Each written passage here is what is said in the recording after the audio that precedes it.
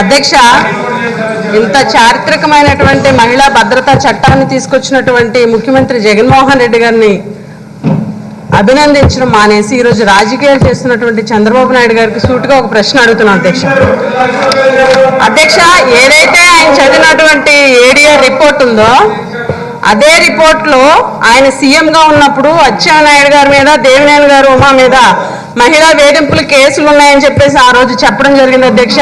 మరి వాళ్ళ మీద ఎందుకు ఆయన యాక్షన్ తీసుకోలేదో చెప్పాల్సినటువంటి అవసరం ఈ సభకు ఉంది అధ్యక్ష.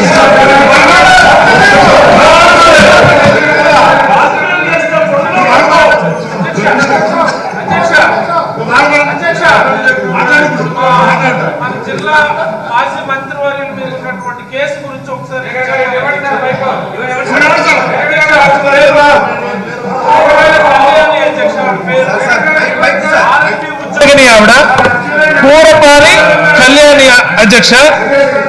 ఈవిడేంటంటే అచ్చెన్నాయుడు గారు నన్ను తన్నారని, అలాగే టెక్కలి సిఐఎస్ఐ తనను లైంగికంగా వేధించారని అది చెప్పుకోవడానికి మన మాజీ ముఖ్యమంత్రి గారి దగ్గరికి ఆవిడ వచ్చింది అధ్యక్ష. ఈయన అప్పుడు అపాయింట్మెంట్ ఇవ్వలేదు అధ్యక్ష. అపాయింట్మెంట్ ఇవ్వకపోతే ఆవిడ ఇదే సచివాలయం గేట్ల అవతల నిద్ర మాత్రలు మింగి సూసైడ్ చేయడానికి కూడా ప్రయత్నించింది అధ్యక్ష. మరి ఏ రకమైనటువంటి చర్యలు తీసుకున్నారో చెప్పాలి అధ్యక్ష. అప్పుడు ఆయనకి IPC 354 assault and criminal force to molest women అని చెప్పి ఆయన మీద కేసు బుక్ చేశారు అధ్యక్ష. మరి మాజీ ముఖ్యమంత్రి వెనకాల ఆయన కూర్చున్నారు. మరి ఈయన ఇప్పుడు నిలబడి నీతులు చెప్తున్నారు. ఆ మాజీ కేసులను కూడా తీసి పరిశీలి చేయండి అని చెప్తున్నారు. దీన్ని మీరు ముఖ్యంగా హోంమంత్రి గారికి చెప్పి ఈ కేసును కూడా పరిశీలి చేయమని చెప్పాలి. ధన్యవాదాలు. చెప్పండి చంద్రబాబు నాయుడు గారు. చంద్రబాబు నాయుడు గారు చెప్పండి, మాట్లాడండి ప్లీజ్. మీరు మాట్లాడండి, మీరు వైండింగ్ చేయండి సార్.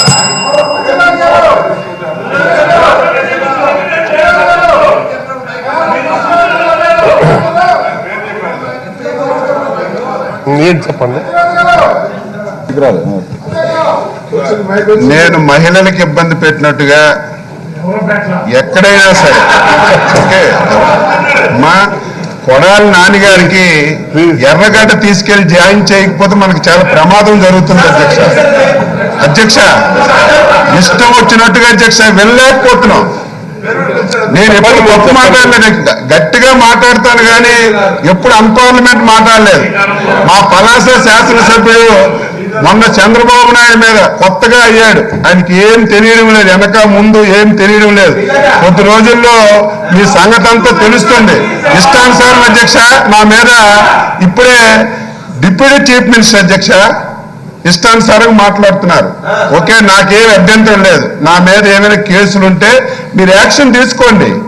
నా మీద కేసులుంటే అఫిడవిట్లో పెడతాను. అఫిడవిట్లో పెట్టకపోతే అది మీ దగ్గర ఆధారాలు ఉంటే నా మీద ఎలక్షన్ పిటిషన్ వేయండి, తప్పులేదు అది. ఈరోజు సీఎం గారు ఏంటి నా సొంత కవిత్వం, ఆయన ఒక మాట చెప్పారు, దానికి ఎవరు నోటంట విన్నా నా పేరు అధ్యక్ష. నేనేం చేశాను?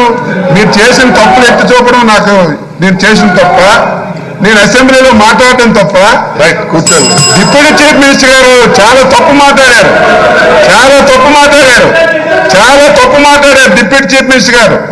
డిప్యూటీ చీఫ్ మినిస్టర్ గారు చాలా తప్పు మాట్లాడారు.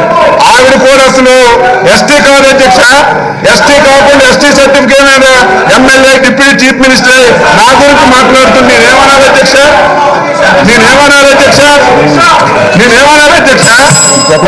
విమర్శలు చేశానా? నా మీద కేసులు పెట్టుకోండి. నా మీద మొన్న కూడా కేసు పెట్టారు అధ్యక్ష. ఏంటి వెంకటేష్ నాని అధ్యక్ష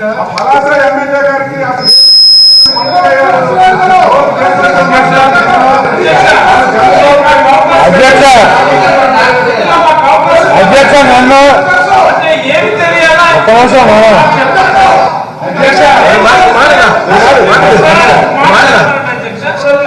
మంత్రి అధ్యక్ష ఒక్క నిమిషం. అధ్యక్ష నన్ను ఎర్రగడ్డ పిచ్చి హాస్పిటల్లో చేస్తామని చెప్పాడు అధ్యక్ష అచ్చెన్నాయుడు గారు. ఆయన్ని ఏమైనా వెటనరీ హాస్పిటల్లో చేరితే మంచిది అధ్యక్ష. ఎందుకంటే అధ్యక్ష వాళ్ళ నాయకుడు చంద్రబాబు పేరు మీద ముఖ్యమంత్రి గారిని కోరుతున్నాను అధ్యక్ష. కేంద్ర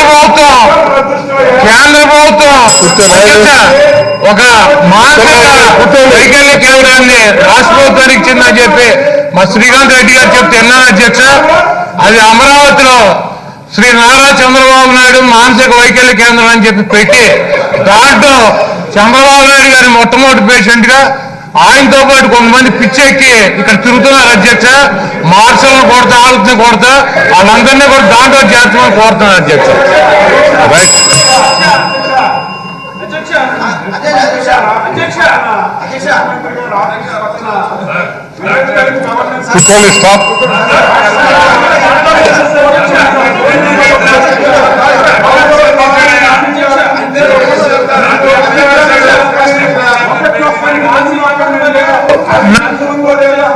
అధ్యక్ష నిజంగా నాకు చాలా ఆనందంగా ఉంది అధ్యక్ష.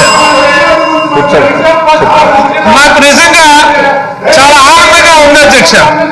ఆయన ఒక మాట అన్నారు అధ్యక్ష, ముందు వెనక ఏమి తెలియడం లేదని చెప్పి అన్నారు అధ్యక్ష. నిజమే, మాకు ముందు వెనక ఎవరు లేరు అధ్యక్ష.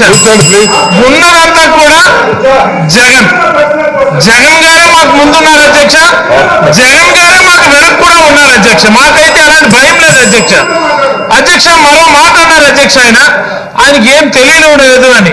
ఏం తెలిస్తే ఇక్కడికి వస్తారో చెప్పమనండి అధ్యక్ష.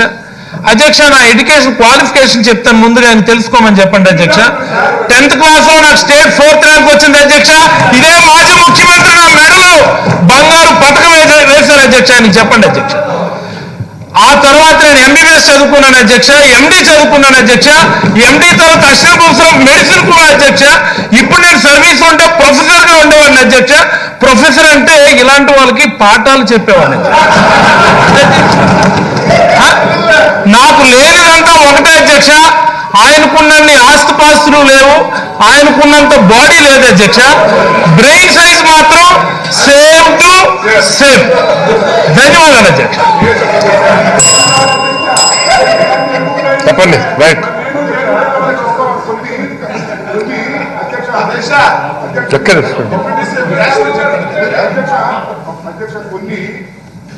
ఈ శాసనసభలో ఇప్పుడు దాకా మాట్లాడినటువంటి మాటలు కొన్ని రికార్డు నుంచి తొలగించాల్సిన అవసరం ఉంది అధ్యక్ష, తప్పనిసరి. ఎందుకంటే వారిని పశువుల ఆసుపత్రిలో చేర్చాలి అనే మాట తొలగించాలని నేను ఈ సందర్భంగా అలాగే వీరిని ఎర్రగడ్డలో చేర్చాలని ఈ పదాలను తొలగించడం అవసరం అధ్యక్ష. ఎందుకంటే ఒక పవిత్రమైనటువంటి దాని ముందు ఈయన అనిపించుకోవటం, ఈయన అంతం అనిపించుకోవటం సరదా అయిపోయింది. ఆయన అన్నాడు ఎర్రగడ్డలో చేర్పించాలి, మెంటల్ హాస్పిటల్లో చేర్పించాలి. ఆయన లేచి ఈయన పశువుల ఆసుపత్రి అన్నాడు. పశువుల ఆసుపత్రి పోయిన వారిని పెద్ద ఆయన తీసుకెళ్లి మెంటల్ హాస్పిటల్లో చేర్చాలి. ఇంతమందిని ఏంటి అధ్యక్ష ఇదంతా చర్చ? సమస్య వదిలేసి అసలు ఇవాళ మహిళా బిల్లు, దిశ బిల్లు పెడుతుంటే దీని అందరికీ కారణం ఎవరండి? సాక్షాత్తు మన అపోజిషన్ లీడర్ గారు.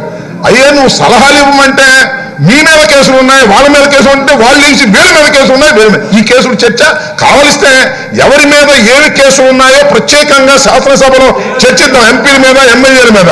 ఏదో తెలియనట్టు ఎక్కడో రిపోర్ట్ మేము చూడలేదు, రిపోర్ట్ టీవీలో రాలేదా? ఆ రిపోర్ట్ తీసుకొచ్చి చదివి శాసనసభలో దాన్ని చెప్పి గుచ్చి పైకి లేపి మళ్ళీ ఒకటని 10 అనిపించుకుని ఈయన పశువుల హాస్పిటల్లో చేర్పించి, ఆయన మెంటల్ ఆసుపత్రిలో చేర్పించి, ఈయన ఎర్రగడ్డలో చేర్పించింది అంత అవసరం అధ్యక్ష. నేను మనవి చేస్తున్నా, ముఖ్యంగా ప్రధాన ప్రతిపక్ష నాయకులు కాస్త బౌండరీస్ దాటుకోకుండా ఎక్కడ ఏది ఉందో అక్కడ వరకు మాట్లాడేటువంటి కార్యక్రమం చేయాలి తప్ప గిల్లటం జోలపడటం ముందు ఆ తత్వాన్ని దయచేసి పెద్దలు, గౌరవనీయులు ప్రధాన ప్రతిపక్ష నాయకులు మానుకోవాల్సిందిగా మీ ద్వారా వారిని కోరుతున్నాను అధ్యక్ష.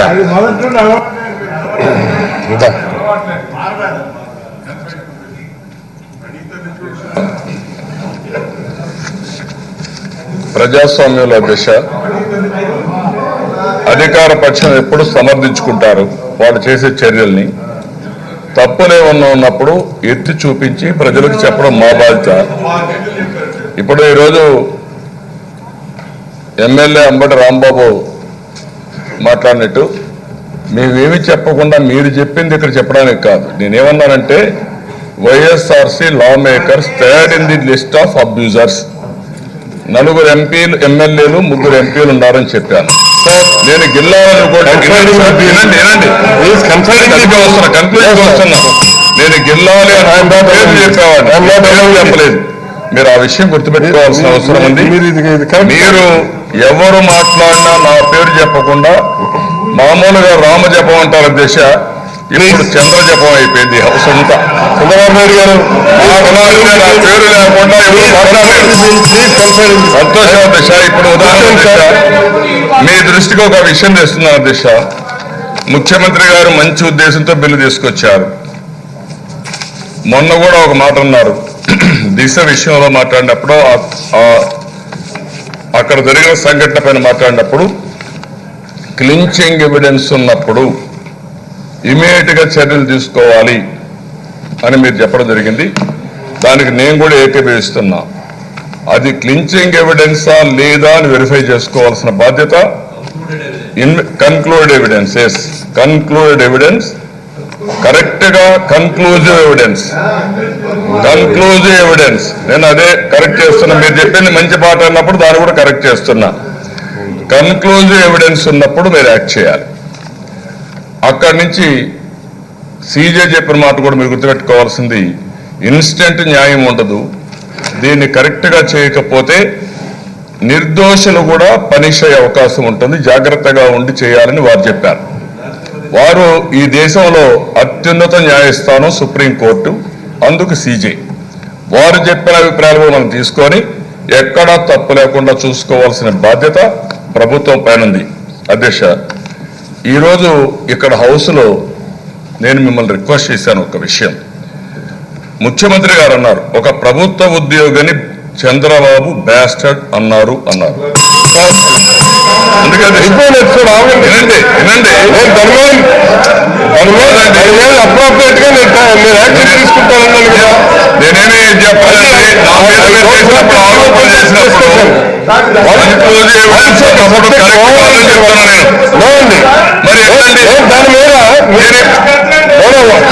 చెప్పలేదు. దాని మీద సభ రిజాల్వ్ చేసి నాకు ఒక అధికారం ఇచ్చింది, నేను అప్రోప్రియేట్ యాక్షన్ టైం నేను చెప్తానంటున్నాను. No no no no please అండి, ప్లీజ్. అలా మీరు నాకు ఇచ్చారు కాదండి, రైట్ ఇవ్వండి. మీరు ఇచ్చారు కదా, కూర్చోండి. మీరు ఇచ్చారు కదా, కూర్చోండి సార్. మీరు no I'm not allowing this. No, cut the mic.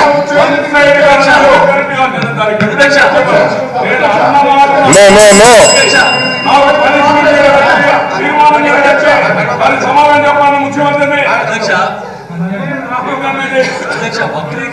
మించిన వాళ్ళు లేరు అధ్యక్ష. వక్రీకరణలు మించిన వాళ్ళు లేరు అధ్యక్ష. గౌరవ ప్రతిపక్ష నాయకులు ఏం చెప్తున్నారు అధ్యక్ష, ఆ పదం గౌరవ ముఖ్యమంత్రి గారు ఆపాదించారని చెప్తున్నారు అధ్యక్ష. తప్పు అధ్యక్ష, అది ఆపాదించారు అధ్యక్ష. మేమందరం దాదాపు 40 నిమిషాల పాటు మీ సమక్షంలో చూసాం అధ్యక్ష. పదే పదే చూసాం. చాలా దారుణంగా మాట్లాడి క్షమాపణ చెప్పాల్సింది పోయి తిరిగి ఆయన కావాలని సీఎం గారు ఆపాదించినట్టుగా ఒక రికార్డులో పంపిస్తా ఉన్నారు అధ్యక్ష. అది చాలా తప్పు అధ్యక్ష. ఆయన ఆపాదించలేదు. ఇక్కడ నిజాన్ని మేము అందరం చూసాం. ఒక్క మీరు సీఎం గారితో పాటు మేము అందరం కూడా చూసాం అధ్యక్ష. ఇప్పుడు ఇక్కడికిక్కడే ఒక 2-3 గంటల్లోనే ఇంత వక్రీకరణ అయితే చాలా తప్పు అధ్యక్ష. నేను చెప్తా ఉన్నాను అధ్యక్ష, దయచేసి చంద్రబాబు నాయుడు గారు దాని మీద క్లోజ్ చేసినటువంటి దాని మీద నివేదన చేశారు. More so house has resolved and they have నా రిక్వెస్ట్ ఏంటంటే ఇప్పుడు ఈయన చెప్పిన దాన్ని రికార్డింగ్ తొలగించిన అధ్యక్ష. దాంట్లో సీఎం గారు ఆపాదించినట్టుగా చెప్తున్నారు అధ్యక్ష. తప్పు అధ్యక్ష, అది మేము అందరం చూసాము. దయచేసి ఆయన చెప్పిన రికార్డింగ్ తొలగించకపోతే భవిష్యత్తులో ఈయన ఆపాదించారనుకునే ప్రమాదం ఉంటుంది అధ్యక్ష. ఈ రికార్డింగ్ దాంట్లో వెళ్ళదు అధ్యక్ష.